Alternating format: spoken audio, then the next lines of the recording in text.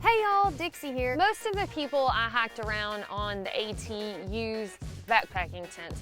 There are a lot of different tents on the market, so it can be a little difficult to hone in and decide which one best suits you. So there are some things to keep in mind. First, regardless of what type of shelter you end up taking for your trip on the AT, the rule of thumb is to not go with something that's more than 3 pounds. So 3 pounds or less should really be your target. And if it seems like I'm focusing a lot on weights, trust me, when you're lugging all of it on your back down the trail, you'll be thinking about it a little bit too. Do you want a freestanding tent, a semi-freestanding tent, or a tent that uses something like trekking poles to set up?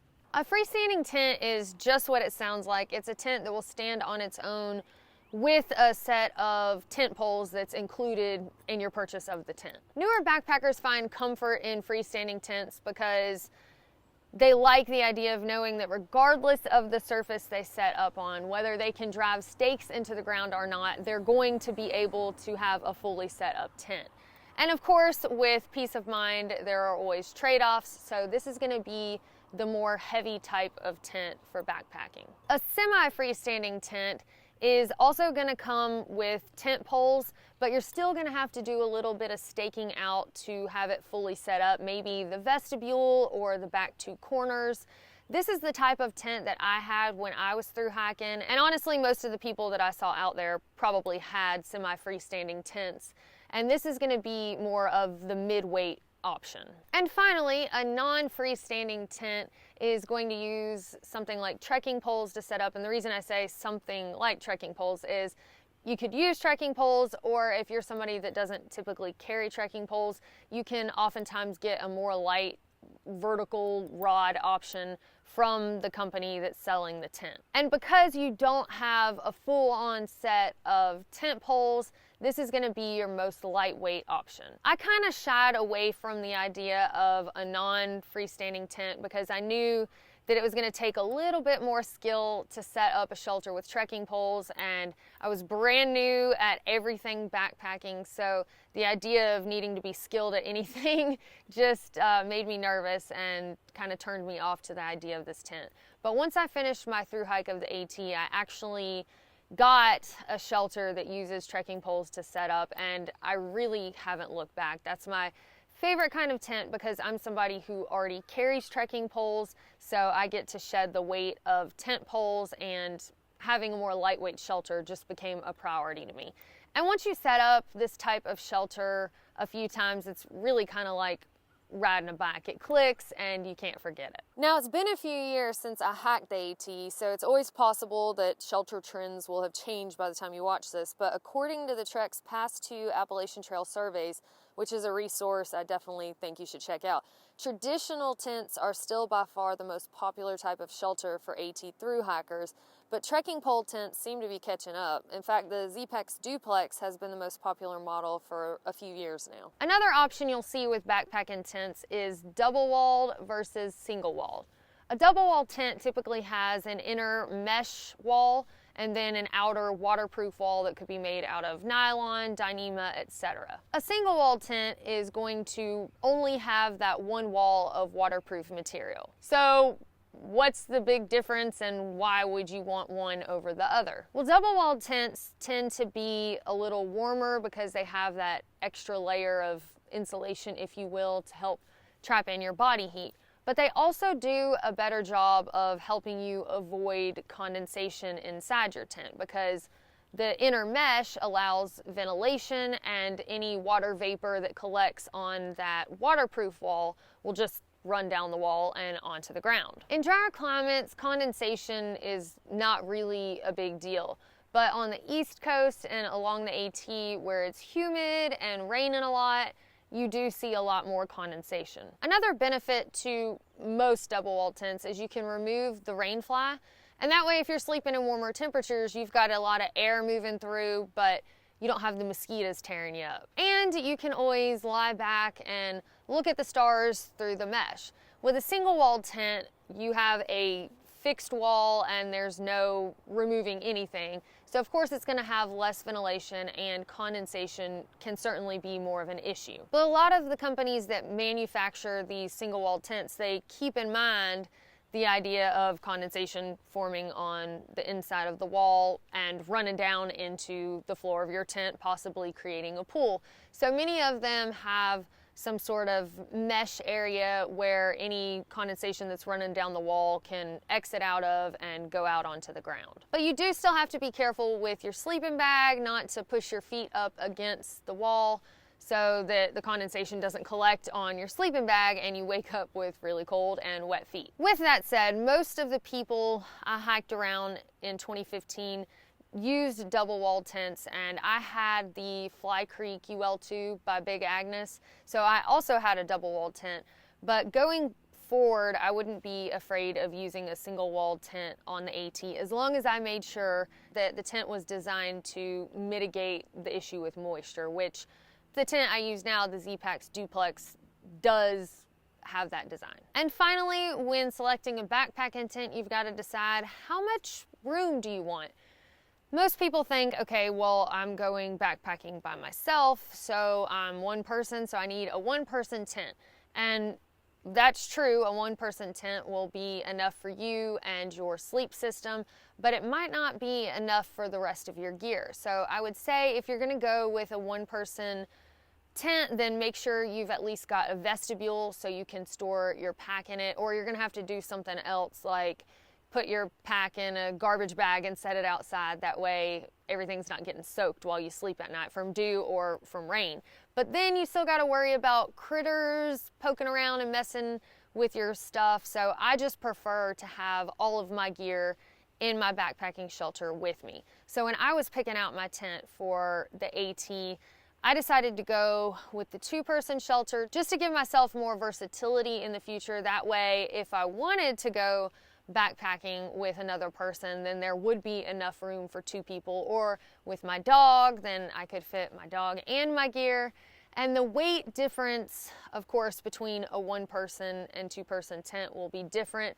For me, it was only a difference of 4 to 5 ounces and $50, so I went with the two-person. But if you're wanting to save money and weight, then maybe the one person is the way to go for you. And a final word on tents. Of course, with a tent, it's best if you can set up on flat ground and not on a slope. That way you're not surfing across the floor of your tent all night. But on the AT, in most areas, this is not an issue. Maybe in the Whites, it gets a little hairy. But for the most part, if you're camping around a shelter, which is where it seems people tend to gather because they've got the privies and water sources, then you'll find a flat spot just fine. Now let's talk about the second most popular shelter type on the AT, and that is the hammock. Of all of the Triple Crown trails, which the Triple Crown encompasses the Appalachian Trail, Pacific Crest Trail, and Continental Divide Trail, the AT makes the most sense to me for hammocks because you have the green tunnel, so there are a plethora of trees. I have limited experience with hammocks, but people say that once you get the hang of them, it really is the best night of sleep that you can have while backpacking. And there are even people who have had back issues or back surgeries that felt like they would never be able to backpack again because they could no longer sleep on the ground. But with hammocks, they've been able to get back out on the trail. It is definitely nice at the end of a long day of hiking to have something to kind of lounge in and hang out in at camp. A lot of times you'll see people sitting on the ground or on a log, but when you've got your hammock, you can swing and take that weight off your joints, and it's just relaxing. If you decide to go with a hammock, just make sure you practice a good bit before you leave home and you start a through hike. I would definitely say that a tent is more fail safe. You can't really mess that up as long as you get the tent to go up. But with a hammock, there are just different things to pay attention to, and it's not as straightforward. So it takes a little bit more practice and finesse. I started the AT with a pretty shoddy hammock setup, so that's why I learned the lesson of practice before you go the hard way. I had never slept in it a single night until actually my second night on the AT because the first night I slept in the shelter. Let's just say at my first civilization stop, which was Neal Gap, the mountain crossing store there, I decided to purchase a tent and send my hammock home.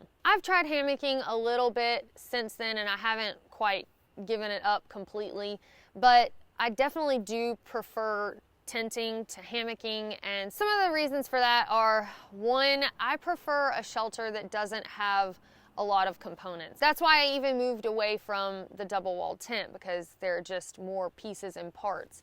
But with a hammock, you've got the straps, you've got the body of the hammock, a bug net, a rain fly, and an underquilt. And now you can get systems where a lot of these things are included into one piece, but it's just still more to think about than throwing a piece of fabric out on a flat piece of ground, and that's my personal preference. Two, to get something that's really lightweight, like comparable to my 19-ounce Z-Pax Duplex, you've got to get different components from different companies, so a lot more research goes into that than purchasing a one-stop shop shelter and taking it out to the trail. And maybe you aren't stressing over the weight and you just want the most comfortable night's sleep, so a hammock would be better for you. I also prefer to have just an open space to spread all of my gear out onto. And this is especially true after I've had a rainy day and I want to lay everything out and just hope that it will dry a little bit overnight, but usually it doesn't. And I really like being in my own little bubble. When I get done with hiking for the day, I get in my tent and I can enjoy that false sense of security of those thin walls that separates me from everything that's outside of my tent. With a hammock, you can lay in the hammock and you've got your bug netting or your rain fly, but I mean, you just look over and you can see the ground. You're still kind of outside all of the time. You don't really escape that. And if you don't want to escape it, then hammocking might be perfect for you. I've found that it's easier for me to change my clothing in a tent, and I feel like I have more privacy than when I'm doing that laying in my hammock or standing under my rain fly. Again, none of these things may be deal breakers for you, but they're why I prefer tenting over hammocking, especially on a thru hike. Tents and hammocks aren't the only backpacking shelter options out there.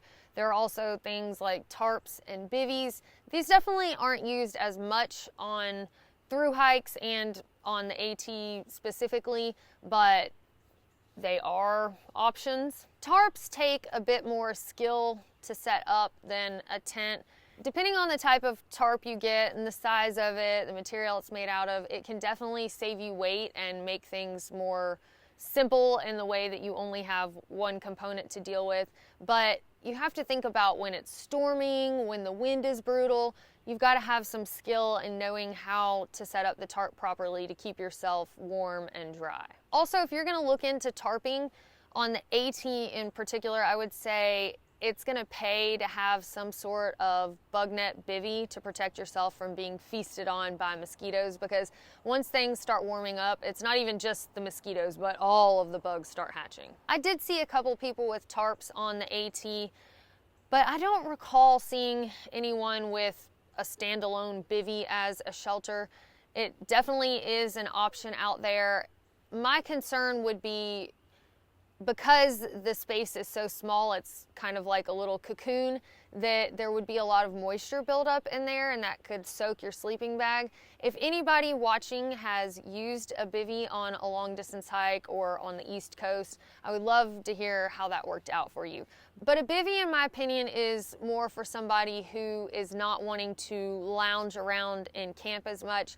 They're there to make the most out of the days that they're on trail and get the most miles that they can, sleep, and then wake up and do it again. I just want to say a word on having no shelter at all. Every year there are a few thru-hikers that have the idea of shelter hopping. And if you're not familiar with the AT yet, there are three-sided structures all the way along the trail from Georgia to Maine, and you usually pass at least one a day. I only met one guy while I was thru hiking that was attempting to shelter hop, and he was a really fast hiker, so he could make his plan ahead of time, rush to the shelter and make sure he was one of the first people in there. But if things don't go as planned, or you're not one of the fastest hikers and it starts pouring down rain, or you've hurt your ankle so you didn't go quite as many miles and you get to a shelter late and it's packed out because it's pouring down rain, now you have to ask somebody to let you wiggle in, or ask them to leave the shelter and go set up their tent or hammock so that you can now sleep in the shelter. And that's just really not fair, because for everybody else that does have a means of being self-sufficient and self-reliant, now there's this person that's in a predicament and they chose not to be self-sufficient and self-reliant. So I would definitely recommend having some sort of shelter, even again, if that's just a tarp, if maybe your main idea will be to shelter hop, but you've got a tarp just in case, then that way, if you do have an emergency situation, or if you get to a shelter that's already full, you're not inconveniencing anybody else. Now that I've covered all of the typical shelter systems that you can expect to see on the AT, I want to talk about fabrics a little bit more, because when you're selecting your shelter, you'll definitely have to consider the type of fabric that it's made out of, as this will affect its function, its weight, and its price. Many shelter systems, like tents, are made out of a woven nylon or polyester, and then if they need waterproofing, they are waterproofed with either polyurethane, which you'll probably see denoted as PU, polyethylene, which would be denoted as PE, or with silicone, which you'll see as SIL. So if you've ever heard of a sil poly tent or a sil nylon tent, that's what it means. It's a polyester or nylon shelter that is waterproofed with silicone. Nylon is more lightweight and durable than polyester, so that's what you'll see most of the time in backpacking shelters. But the downside of nylon is that it's more stretchy and it will absorb water more. And that might not seem like a huge deal, but when you get to camp and you've got your tent all taut at night and you wake up in the morning and it's a little saggy like, that's because the nylon is stretchy. And to make things worse, if it rains on you at night, then the tent, even though it's not gonna soak through and have you in a swimming pool or anything, it will absorb some of that rainwater. So you'll have that added water weight when you pack up in your tent to tote down the trail until your tent dries out. Because tarps don't see as much abrasion as a tent, you're not laying on the material directly and tossing and turning, it's just protecting you from above. You may see some of those made from polyester. Another option for fabric that has become quite popular in the world of backpacking is DCF, which stands for Dyneema Composite Fabrics, and was formerly known as Cuban fiber, so you may hear all of those terms used interchangeably. The reason this fabric is all the rave is because it's more lightweight than nylon,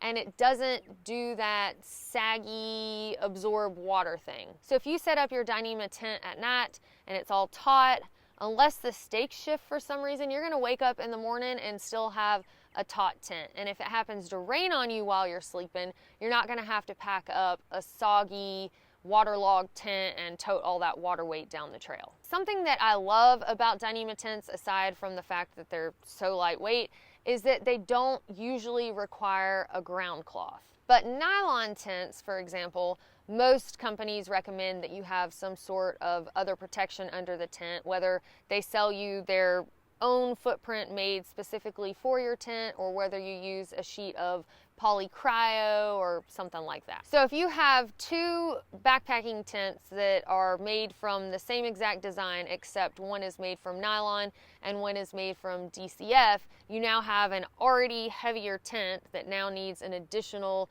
ground cloth, which adds more weight, but the DCF tent would be already more lightweight and no additional weight needed.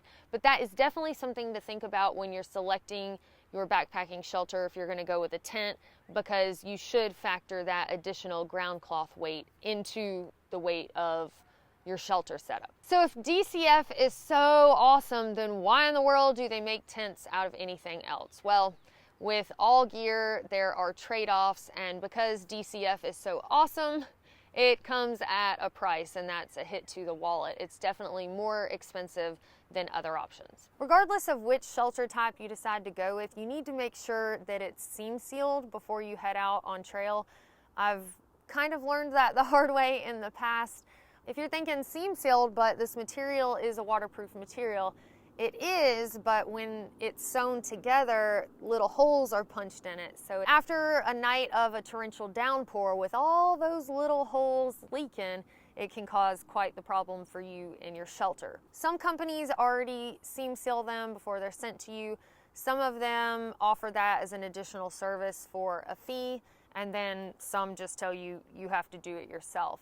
But if you end up having to seam seal yourself, you want to make sure that you get the type of seam sealer for the fabric that your shelter is made out of. If you're not quite sure if your shelter is seam sealed or not, you can look at the stitching area and see if it looks like there's some sort of like silicone material or clear kind of squishy stuff painted on there or dabbed on there. Some shelters like the Z-Pax Duplex actually uses a seam tape, but you should be able to tell if the seams have been covered or treated in some way. If you're still not sure, then you can always check the specs online or even reach out to the company you purchased your shelter for and ask them directly. But if at all possible, especially if you've never seam sealed before, then I would opt for a company that seam seals before they send it to you so that it's already waterproof and good to go. I want to touch on stakes for a minute, whether that's tent stakes or stakes for your tarp. There is a whole science behind every single little piece of gear. And the world of science behind tent stakes is one I haven't really dived off into. I'm sure it's riveting, but I just have always aimed for having lightweight stakes. And over the years, I've collected a really big mixture of different kinds, whether they've come with a shelter I've purchased or I purchased them separately because I was getting kind of low. But I tend to lean towards the shepherd hook stakes just because they're typically more lightweight. But of course, the type of metal your stakes are made out of will affect their durability, the weight, and also the price. The longer and thicker your stakes are, obviously the more they're probably going to hold on to the ground and be more stable. But if I were to go hike the AT tomorrow, I would not be intimidated to take those little shepherd hook stakes. They go in the ground a little bit more easily than a bigger stake, but you do have to be kind of cautious when you're tapping those in the ground because they will bend more easily. But I don't think a certain type of stake is going to make or break your thru hike, and I haven't had an issue where I couldn't set up my shelter on the AT because of the type of stake I was using. So don't stress it. You may already have something that comes with your shelter, and those will probably work just fine for you. If you wanted to lighten things up, then those options probably do exist out there. Just as a side note, I clearly did not know all of this information about gear when I was researching for my thru hike and even after I had begun my thru hike. So if you're feeling a little bit overwhelmed by all of this information, I know it can be like drinking from a fire hose. So one method that I use that might also be helpful to you is I looked at gear lists from thru-hikers of the past, and I figured if the gear they used worked for them, they didn't die, they successfully completed their thru hike, then it might also work for me, or at least it would be a good starting off point for my own research. If you think this method might work better for you, I've got 3 different gear lists in the video description. One being the gear that I actually carried with me on the AT. The second one being the gear list that if I was using a similar budget as what I did before, what I would carry now with me on the AT. And the third list is what I would carry with me now if I were to have an unlimited budget for the AT. I actually have a whole video that goes into these gear lists as far as what I actually carried with me on the trail and what I would carry now. So if you want to check that out, I'll put that link in the video description also. All right, y'all, well, that is all I have for you on today's topic. If you've got any questions, feel free to drop those in the comments. Next up, I'm going to be covering shelters. If you want to check that out, you can click over here. If you'd like to watch the entire All You Need to Know to Hike the AT video that's split up with timestamps per section, you can check that out down here. Or if you would like to watch my through hike of the Appalachian Trail, you can check that out down here. Thanks so much for watching, and we will see y'all next time.